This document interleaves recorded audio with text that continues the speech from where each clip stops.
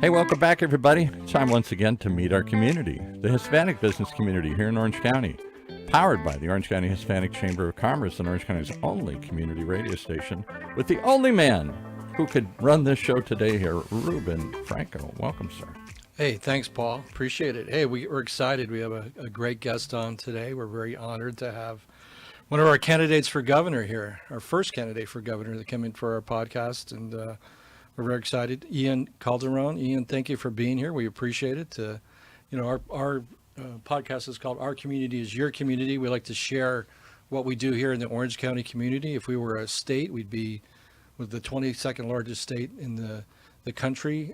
But in Orange County is just a great place to live, work, and play. So we've been very blessed. And now you're running for the entire state of California to be governor. You're the former majority leader in the assembly. So welcome. We like to start off our podcast with you. We were talking about your family a little bit, but just tell us a little bit about yourself personally and your family and all that kind of good stuff. Yeah, no, thank you so much for having me. I really appreciate it. I have 4 little kids. They are 8, 6, 5, and 4, and them, along with my wife, they're my world. And, when I got elected to the assembly, I started my campaign when I was 25 years old. And then I got elected just after turning 27. So I was the first millennial ever elected to the state legislature, first of my generation. And then I became majority leader when I was 30, the youngest in the history of the state. But I had all my big major life milestones, early life milestones while I was in the legislature. I got engaged, got married, and then had my first 3 kids. And then Hayes, our youngest, he came after that. But, I loved my kids, and I had a good dad, and so I always wanted to be a dad. And so it kind of came to this point when I was in the legislature. I had 4 years left, and I was kind of seeing the impacts of me not being able to be home, and I wanted to be home with the kids. And so I made the decision to leave, even though I could still serve for 4 more years. And everybody's like, oh, but you're at the height of your power, Ian, and you're at the height of your influence. You could go to Congress, or you could run statewide. And it's like, that's all nice. And, I appreciated all those comments. But at the end of the day, my motivation was being with my family and raising my kids, not having the regrets of being with them when they were young. Right. And so I made the decision to leave, and I've been living in the real world, as they would say, with everybody else in the last 5 years, raising the kids, taking them to school every day. And then I started a business, and have been able to, have it be somewhat successful, to be able to support us. I've loved it, and I've enjoyed it. But it's hard to ignore how difficult things have gotten. I mean, I think in 2020, or since 2020, the values of home prices have more than doubled, and the cost of living goes up every single year. The federal government keeps printing money, devaluing the currency, and so you just have this snowball effect of state and federal policies that has just made everyday life that much more difficult. And it was actually a couple months ago that me and my wife finally started having this conversation of, do we really think we're going to be able to continue to stay in California and raise our kids here? And if we do, at what point do our kids then come to us and say, well, if I want to move out of your house, which at some point in time, as much as we love our kids, we're going to want them to be able to move out. If we want to be able to own a home and start our own family one day, we're going to have to leave the state. And that terrifies me. I love the state. I want to stay here. I want to be here. I want to know that my kids have a future here. I want to know that everybody's kids and families that are in the state have the future here. And so the reason why I left, which is my family, is now the reason why I'm going back. And I feel like, life is timing, and there is a moment for everything. And given my experience being the majority leader, serving at the highest levels of state government, leaving that and being a business owner, I have the right type of experience, and it's the right balance to be able to step in and get the things done that we need to get done, just to ease people's everyday struggles just a little bit, just bring a little bit more balance back, to make it a little bit more affordable, have a pathway to home ownership, and just feel like the state isn't always taking something from you or costing you more money, but is actually doing something to alleviate some of those challenges that we all face every single day. Right. Well, I think you're one of the if you're not the youngest candidate, you're one of the youngest candidates in this race. Didn't you just turn 40? I just turned 40 on the 19th. Okay. Yeah. So do you think, and you're seeing this a little bit, we were talking about this earlier, nationwide, right? A little bit of energy coming from some younger candidates. Tell us about why you think maybe in this race, maybe in the state of California and others, why that's important. What do you think a younger person like yourselves brings to the table when it comes to politics? We've been doing things, a certain way, and like you said, and a lot of people have said, it's not working. So maybe there is an opportunity. Is that what you see? Is that what you're sensing? Yeah, I mean, I think if there's a consistent constant in life, it's that things change. Now, people generally don't like change; they like things the way that Right. they are, and I think that's what has really challenged government and elected officials is changing the way that the state approaches the challenges that everyday people are facing and policy concerns. But there is a changing of the guard that is happening, at least in Democratic politics across this country, whether it's Mamdani in New York, Graham Planter in Maine, Mallory in Michigan, the fact that now Nancy Pelosi, I don't think anybody ever thought anyone would ever challenge her in her races. And now you've got not only, a progressive who's the former chief of staff for AOC that's challenging her, but then now State Senator Scott Wiener. And, this weekend I was actually at the Democratic Party e-board meetings in Monterey, their executive board meetings. And I talked to a lot of the delegates that were there. I talked to the young Democrats, the California young Democrats that were there. And the theme was pretty consistent. Where we're at, the way that we've done business, the way that we've approached politics, it needs to change. We can't just continue to be the party that's opposed to Donald Trump, and that's the only platform that we have. And there's this new crop of younger, really hungry, energetic elected officials or potential elected officials that are coming up that are starting to say, it's our time. We have always backed the establishment. We have always backed the establishment candidates. We've put in our time. We've put in our dues. It is our time, and it's time for you to now trust us and believe in us and allow us more of a say in determining what our future looks like. Right. And so, and it's tracking. It's tracking across the country with all these big races that we're seeing now, and it's tracking in California and the changes that you're starting to see. People don't want the status quo to continue to exist. They want to change. You are not paying attention if you perceive the system as being a system that works for everybody. Right. and is doing a good job solving for challenges. It is not. It's not. People want to know that you can admit that it's not doing that the system is broken, and that some people that are younger are going to step up because they have different energy, they have different ideas, and are willing to look at all the options on the table to make the best option because their focus is in putting people first. That's what the focus needs to be, focusing on people, focusing on families, and putting them first, and have that be the center star that guides every decision, every policy decision, every political decision. That's what people want. That's what people are looking for. And it isn't about the candidate that's got the longest track record. It isn't the candidate that's got the most money. It's about the candidate. Who are you? What is your story? What are your policies? Are they substantive? Are they going to make a difference? And can you convince me that you have my best interest at heart? Because if you can, and that's your focus, and that's what you're going to do, then I'm interested and I'll listen. I think policies are extremely important, right? It's not just about personality or some people vote on personality, unfortunately, I think. But I think it's policies for me are more what's in line. What are your three top policy priorities here if you become governor? Yeah, so I think number one is housing and not just affordability, because I feel like we focused a lot on affordability, but by doing that, we've also taken away home ownership. Home ownership is what we need to focus on. I mean, for generations, that is the greatest familial wealth generation creation vehicle, is being able to own a home. Right. I mean, my dad bought our first home in mid 80s and for $230,000, and now it's worth, $1.5 million. But to be able to refinance that home, have that equity in terms, in case there's an emergency, my generation, future generations, we've been told that isn't an option for us. 55% of Californians are actually homeowners, and that's going to dip below 50% in the coming years. That's a problem. That's a challenge. Yeah. And so as much as affordability is important, we have to create pathways to home ownership. And what my generation has been told and future generations have been told is, well, here's your apartment that's affordable, but not affordable because you're going to be spending 50+% of your monthly income on rent. and really what you're stuck in is indentured servitude, because you're paying so much of your monthly income in that rent. You'll never save to get out of the home. You'll never save to get out of that apartment and buy a home. And I think a big frustration is, it's like, okay, so you have all these private equity investors and Wall Street investors, foreign investors that come in and buy up all these properties, and then we become their equity. We become their investment, and they don't want us to get out of being a renter, because that's not economically advantageous for them. They want us to stay in that situation and stay in that position. And so,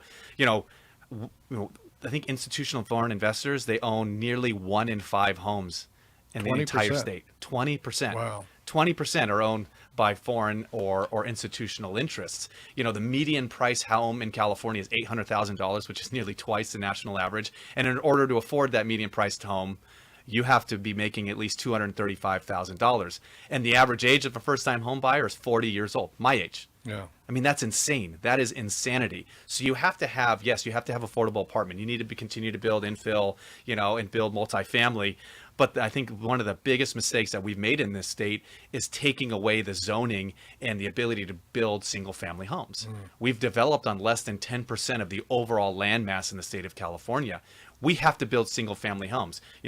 Graduate college, get an apartment, graduate to a larger apartment, then buy your first family starter home and grow from there. That was always, that was the plan. That was what everybody did. And now that's not a reality in California. So we have to make that. Home ownership needs to be a priority. Make us the easiest state in the world to be able to build a single family home. Provide renters the ability to save through a refundable tax credit. Provide incentives for homeowners to be able to benefit from Proposition 13. And to increase the homeowner's tax credit, which has been $7,000 since the 1970s. If you just adjusted for inflation, that'd be over $70,000. And you pay for all of that by charging a fee, an upfront surcharge to institutional and foreign investors, and then also tack on an annual fee to own homes in the state. They own 1.45 million homes in this state. So I can't stop them from purchasing legally, but I can say you're going to pay a fee to level the playing field so that first-time home buyers have a chance to compete. So home ownership, big one. Good government. I am a big proponent of good government, but when I say good government, I mean effective, efficient government, utilizing technology to improve how the state delivers services to constituents. Right. When I was there, I was the first one I did the first blockchain legislation, digital asset legislation, artificial intelligence legislation, because I knew these implications were going to be massive for the state moving forward. I mean, we're the tech capital of the world, but the reality is that tech can go anywhere now. It can be anywhere. It can be headquartered anywhere. Big industries were always here because we had the workforce that they needed because of our higher education system. But at the end of the day, if those workers that are still getting a good salary can't afford to buy a home, well, they're going to move, and then eventually those industries are going to move too. So the point being is that tech and these industries they're not going to stay here forever. We have to be able to incentivize that. But why don't we, while they're here and while we can incentivize them to stay here, take advantage of them being here by modernizing how the state delivers services to people? I mean, blockchain technology, first, it's transparent, so you can see where all payments are going. We had COVID and we had, $20 billion in fraud? Right. Well, if we had blockchain technology implemented, which I was saying back in 2017 we should implement at a statewide level, there wouldn't have been any fraud, because we would have known where the money was going and that should have been going to the right people. It should have been going, we knew that it was going to the right people. And I mean, even just in terms of vital records, we're in Orange County. If you want your birth certificate, the only way to get it is you got to go down to the registrar, pay for it, and get your piece of paper. Well, you utilize blockchain technology, you can get a verifiable credential through a digital wallet that you KYC into, know your customer, and then you get it instantly. Why can't we do that? We should be able to do that. So how do we work with industry and work with technology so that we can just improve the way that government does business and delivers services? And then I think the third is we have to not only educate our kids to be competitive in this world economy through financial literacy and tech literacy, but we also need to make sure our communities are safe. I certainly understand, and I was there when some of the reforms in law enforcement and public safety reforms were passed, but I have 4 little kids. And I want to know that they're safe in our home. I want to know that they're safe in their communities. I want to know that when my wife is out with my kids, that she's not going to become a target. And so we voters passed Proposition 36. We should fund Proposition 36, and we should make that a priority and work with law enforcement. I feel like a big missing piece, especially when it comes to state government, is people in government don't listen. They just don't listen. It's like, I'm in Sacramento, I'm in my echo chamber, and, business is always going to stay in California. So, regardless of how many regulations we put on them, it's going to, it's going to be fine. They're always going to stay here. Well, that's just not the case. We have to make our environment more business friendly. We have to incentivize, people to be here, invest here, and incentivize other industries to come to California to be here and invest here. So those are the things that I want to focus on, but be very focused. We're working on housing. We're working on good government. We're working on, deregulation and streamlining and cutting duplicative regulations to make it easier, because those are ultimately savings that are going to all pass on to Californians. And that's what we need to do. We need to work on the cost of living. That's great. Let's talk a little bit about infrastructure, right? Mm-hmm. Refineries, water. What are your thoughts and feelings? What would you do as governor? Yeah. So, what I always found interesting is, there was a guy by the name of Mike Gatto who served in the assembly with me when I first got there. Really smart guy. And he and I introduced some legislation, I believe in 2016, which was called the 21st Century Infrastructure Act. And what we were saying is if we're going to make this environmental push in order to create a highly electrified fleet of vehicles that people are driving, electrify California, well, then what we need to do is we need to invest in infrastructure. So as long as we invest in infrastructure to make it feasible to have a huge electrified fleet of vehicles in this state, and people feeling like they can afford it and aren't going to be stuck sitting somewhere for an hour trying to make a charge on their way, home from work, well, then you got to invest in that. And so, we struggled getting this through the legislature, but the idea was, well, you build the infrastructure, which creates demand, and then industry will come in and provide the supply. And so it's like we've pushed and pushed and pushed towards electrification. We've got this executive order banning, gas-powered vehicle sales by 2050. And so but I don't drive an electric vehicle, and I just feel like people shouldn't be forced to do that. If you want, you want to electrify, the vehicles that people are driving, well, then invest in the infrastructure and create a market for that to succeed. But as of right now, I don't drive it, and I don't feel like the government should tell me or force me into a position of having to buy an electric vehicle if I don't want to buy an electric vehicle. So that means, what are you going to do when it comes to energy and gas? And a lot of the problems of rising costs of gas is because we're reducing refineries, and we're getting rid of refineries in the state. Well, I don't perceive that we're going to be getting rid of gas-powered vehicles anytime soon, and we're going to still continue to have this need of energy. And I would, we have this thing called the Monterey Shale sitting throughout the Central Valley, which could completely make us energy independent, at least in terms of oil production and gasoline production. And so, why aren't we tapping into that? I asked this question of environmental organizations and of petroleum folks, and the gas or the oil industry. So what if we allow you to drill this small piece, and all the revenue generated, we protect all the rest of the Monterey Shale, which is like thousands of acres, and environmental groups get a portion of the revenue.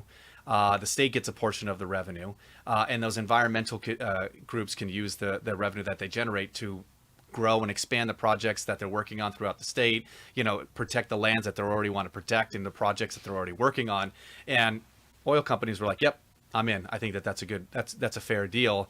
Environmental organizations said, no, we'll never make that deal. There should be no oil drilling. And so I think a big frustration for a lot of folks is just the lack of common sense.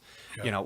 It's just too expensive. The gas is too expensive here, and we need to keep ourselves open to all options. That means potentially doing some more drilling, not at the expense of our environment, but doing some more drilling to create more availability and affordability on energy and gas. And then you asked the second question. What was the second question? Water. Oh, water. So I was there in the legislature in 2014, and we passed Proposition 1 to get on the ballot, and the voters ended up supporting it. It was $7.5 billion to build water infrastructure, to build capture and storage.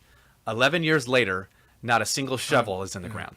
Zero. 11 years. And I think that this is just a larger overarching problem that people have, is that Government is constantly making promises and breaking those promises. So you tell us to vote for this bond, we vote for this bond, you're going to tell us that when it's rainy and wet, you're going to capture more water, you're going to store more water because everybody should have water security. And then we do it and you stand in the way. Your overregulation and your overprocess stands in the way of this development, stands in the way of this progress. And so we have to get the state out of the way to actually build infrastructure. It doesn't matter whether it's high-speed rail, water infrastructure, any undergrounding of power lines to reduce the risk of wildfires. Mm-hmm. We have to prioritize this stuff. We have to build this infrastructure because this is how we're going to solve for these challenges. And the state, in no way, shape, or form, should be the thing standing in the way, especially when it was the state in the first place that passed that legislation to get that bond on the ballot that voters then supported. It's just, it is antithetical to common sense and what everybody could reasonably sit here and say, like, well, yeah, obviously you're going to do whatever it takes to make sure that these infrastructure projects happen. Why would you, the state, stand in the way? And so the next governor, and if I'm next governor, that's what I'm going to be really focusing on. It's just how can we make it easier to do things in the state? It is too difficult and it has made life too hard for so many people. It's made life hard for businesses and doing businesses in the state. It's made life hard for individuals to be able to afford and stay in the state. And we're not going to solve for these challenges if we're going to continue getting in our own way. Yeah. So where's the downfall there? 11 years, nothing happening on water, but you had it signed and done, ready to go. Is that just a lack of leadership from the legislature, the governor's office, a lack of priority? Why is that happening? I mean, I think it's all of the above, but it's also a lack of follow through. I mean, the legislature, and I know this from my experiences, well, we've passed this bill, so great. Let's do the press release. Let's do this social media post to take the win and the victory lap that we passed this thing. But then there's no follow through. And then it gets passed on to these bureaucracies. And these bureaucracies get locked up within themselves. And then you've got, different state regulations that just stand in the way where it's like, okay, well, we've got to consider every little thing. And then, somebody's unhappy about this part, so we got to fix this, or somebody's going to sue because it's too easy to sue, by saying, oh, there's a potential environmental impact. And so we're going to exploit CEQA yet again and sue under CEQA. So it's a lack of follow through. And we cannot have that. We have to have somebody focused on actually following through with these big things. And again, I think it also speaks to a larger issue of we just author too many laws in this state. I mean, thousands of votes a year that I would take, thousands. And, the 1,000+ bills that the governor is signing at the end of every session. And there are just so many laws that we're passing. And these are important conversations. But I feel like the legislature could and should author less bills. And to be honest with you, I think a lot of these bills that they're authoring should be unwinding previous no longer relevant laws and regulations to make us more effective and efficient on how we deliver services. And I did that for a while. I mean, here's a good example of this. So my wife, her family are mechanics. They own mechanic shops, and her uncle owned one down in Vista. And Cal OSHA came in one day and said, oh, we're going to do our annual inspection. And so he said, yeah, cool, go do it, go for it. And walks to the back of the shop, and there's this old machine that happens to be plugged into the wall. And he comes back and he says, oh, Terry, this was plugged into the back. I'm sorry, but, that's a violation. It's a $30,000 fine. And he's like, no, hold on. Let me just go back and unplug it because I'm a small business. There's no way I can absorb that. And the inspector was like, I'm sorry, there's just nothing I can do. It was a violation, and I have to cite the violation. The fine is a $30,000 fine. And it was devastating to him. I mean, that was a huge hit. Right. And so I was in the legislature, and I introduced legislation that basically said, okay, that's ridiculous. Let's unwind this a little bit and say, let's create a fix-it ticket. All right. Obviously, if it's something that creates an actual health and safety risk, that's different. But for these minor, really easy to fix issues and violations, let's issue a fix-it ticket. You've got 30 days to solve for this problem. Now, if you don't solve for it in 30 days, that's on you and you accept that fine. But give him 30 days to just unplug that machine, and you save him a $30,000 fine. I mean, that is common sense. Well, that's what it sounds like, common sense. It's common sense. Yeah. I mean, I would have businesses come to me and say, Ian, here are 2 regulations. I have to comply legally with both, but they contradict each other. So now I got to accept being compliant with this one and accept the fine for this one. How does that make it make sense? And I couldn't because it doesn't make sense. And so there are a whole host of just laws that you could unwind, regulations that you can unwind. And one of the first things I'm going to do is I advocated for this entrepreneur in residence program, which meant you take actual private sector on a volunteer basis, entrepreneurs, and put them in all these different state agencies to see how you can make them more efficient, more effective.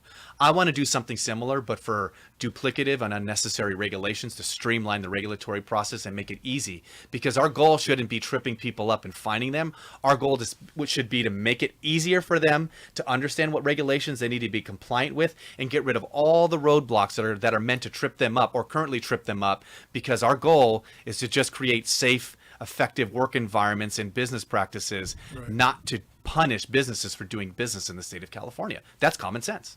That's exactly right. And we're here in an entrepreneurial center, and we want to help our members as being a chamber, obviously.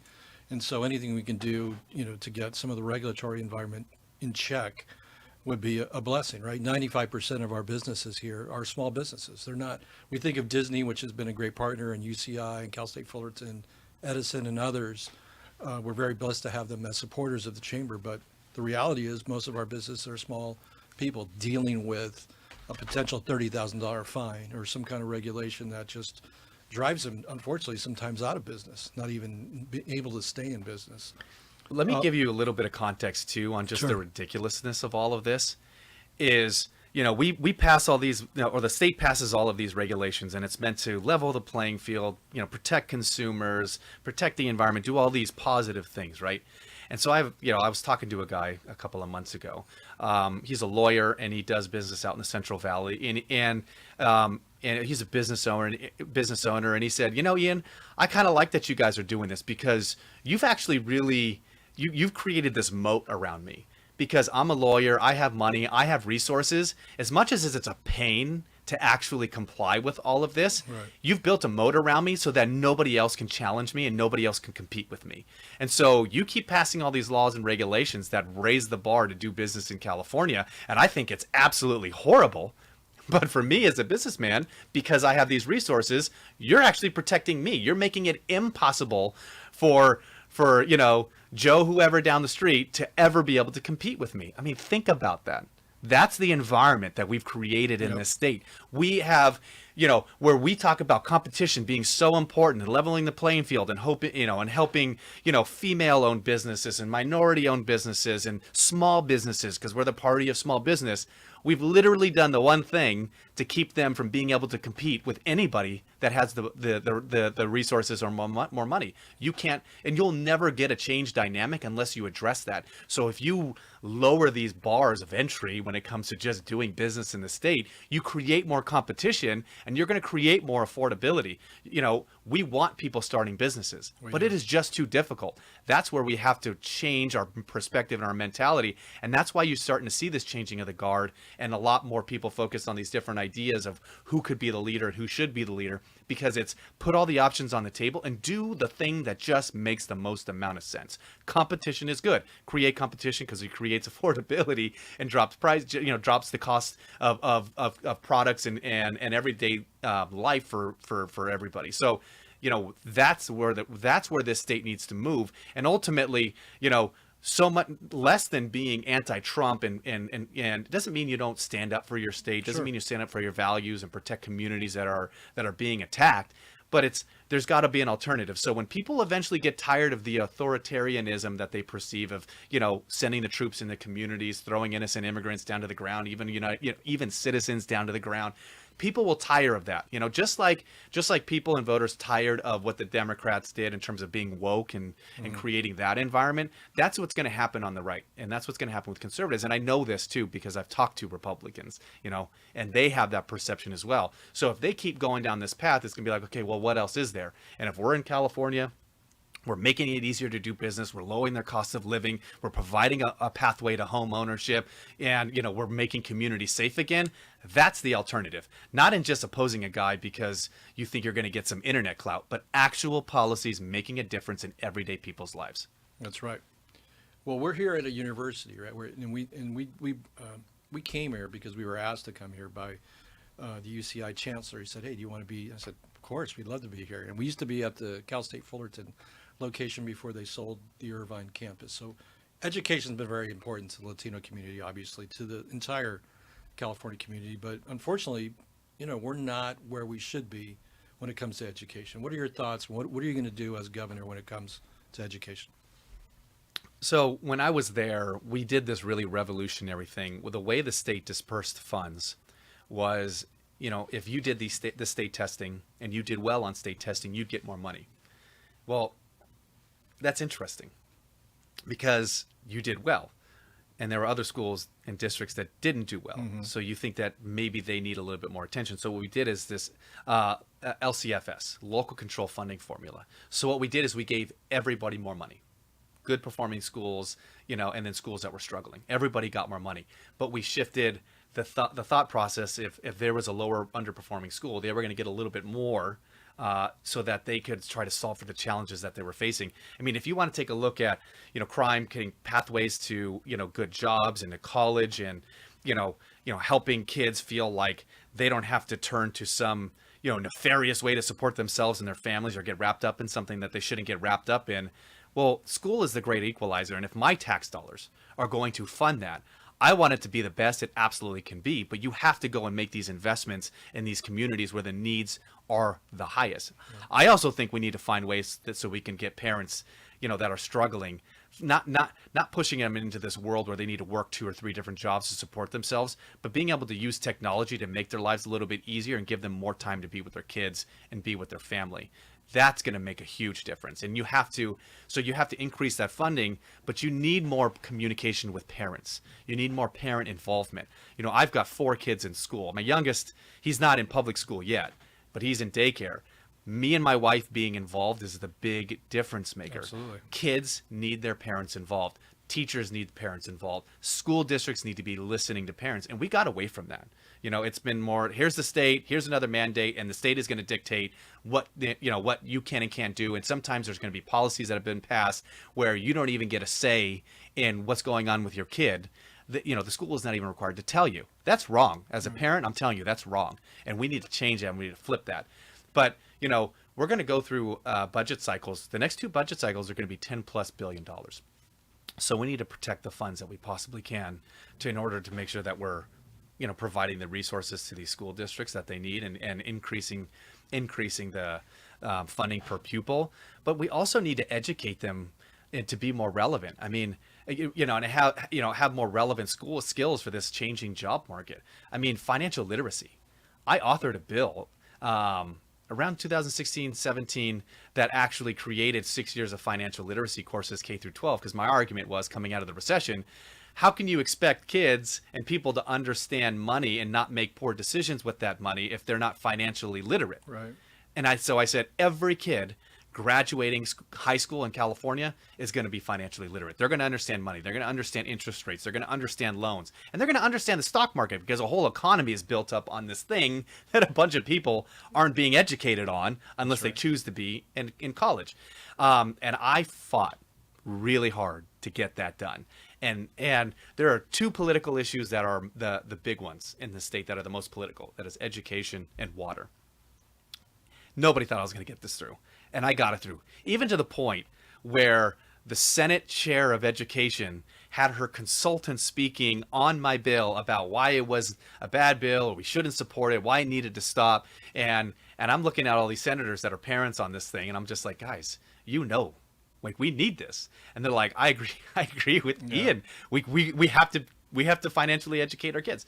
And so I got that passed, got it signed by Jerry Brown. And it has now been 10 years, almost 10 years, and the State Board of Education and Superintendent of Public Instruction have still not implemented that.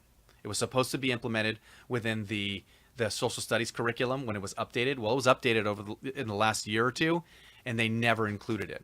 So we still don't have 6 years of financial literacy, which my bill called for kids in K through 12. And that is... So we need to educate them financially. We need to technologically make them relevant in terms of their education so that they can fill these jobs. So we have to do that. And so it's just, we just have to be very serious and clear about what the direction of our state is going to be, making sure we're providing the right amount of resources and factors for kids to be successful in school, include parents more, and then, create pathways to college, and then make sure college isn't the most expensive thing in the world. Yeah. I mean, you graduate, you've got all this debt. And so you're going to have a lot of people starting to decide, like, well, then I'm not going to go to college because I'm just going to indent myself for the next generation. I mean, we're still paying my wife's student loan debt, and we're going to be paying it for the next decade plus. Yeah. I mean, it's insane. It's too difficult. Yeah. No, I know. I sent a child to NYU, so most expensive school on the planet. So definitely. All right. Definitely RIP to your bank account. Exactly. Definitely feel your pain. Let's talk about, briefly, I know we're running out of time a little bit, but our most vulnerable, our homeless. Homeless seem to have grown, and continues to grow. And we try to do our part, but $24 billion apparently has been spent by the state over 5+ years.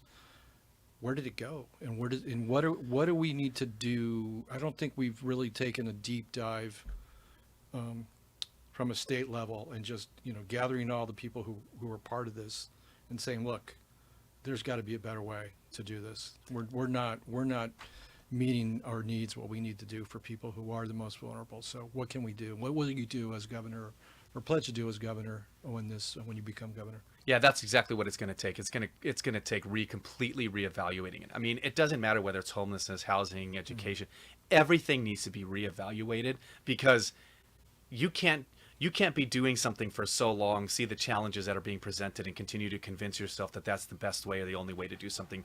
There are infinite amount of ways that you can change and do things. You just have to be willing to take that on and do it.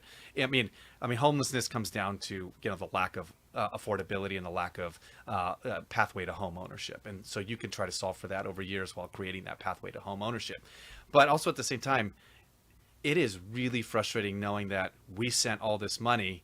And yet, what happened? It's what I talked about earlier, a lack of follow-through. Mm-hmm. Well, we've allocated the money, so here goes the press release, here goes the social media post, we're great, pat ourselves on the back, job well done, but yet no follow-through to make sure that this is done the right way. And, I know that there are a lot of nonprofits out there that are doing great work, but I really feel strongly that we have to completely reevaluate how we're dispersing these funds and how we're doing this. I mean, I remember the county when I was in the legislature, we had passed Triple H that raised Triple H that raised the sales tax by 9% overall sales tax, which I was like, wow, that's insane. But people, we're compassionate, and we want to solve for homelessness, and we want to do this. And I'll never forget, the county came to me and was like, hey, so you see this community over here, there's some open land.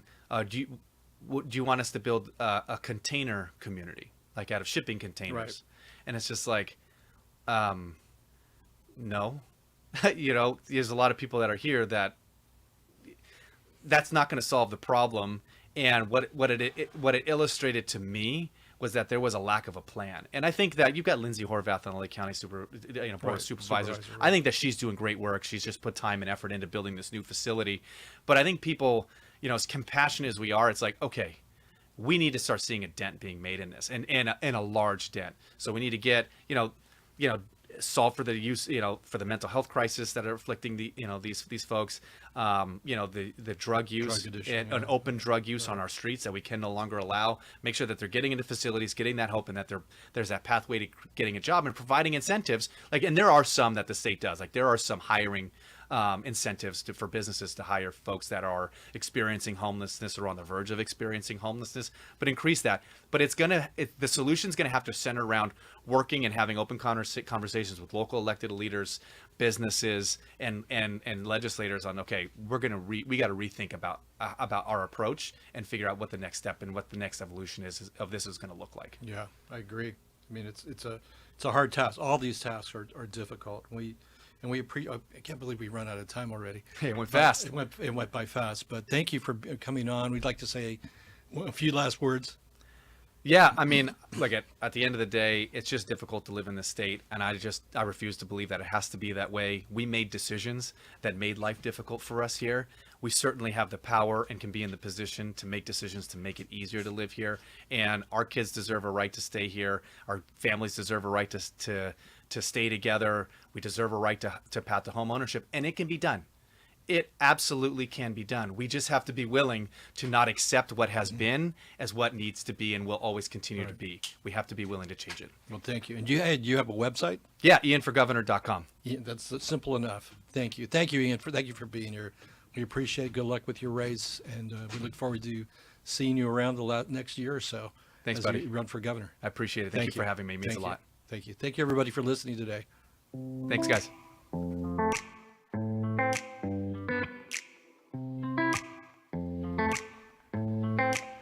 Well, there you have it. One more reason to tune in each and every time to meet our community, the Hispanic business community here and the overall community here on Orange County's only overall community radio station, OC Talk Radio, streaming live from our studios here at the University of California, Irvine's Beale Applied Innovation Center.